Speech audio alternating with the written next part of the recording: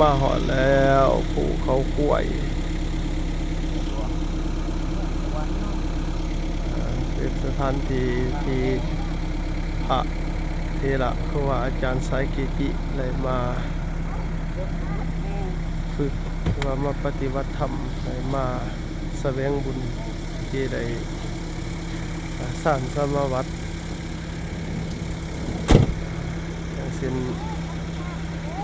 หลวงพ่อคูณก็เคยได้มา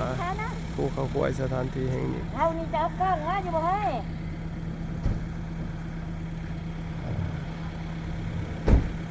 เป็นปูสุวรรณคำมันก็อยู่วัดภูเขากล้วยเอากล้องมาอยู่บ่ใช่แล้วมึงรู้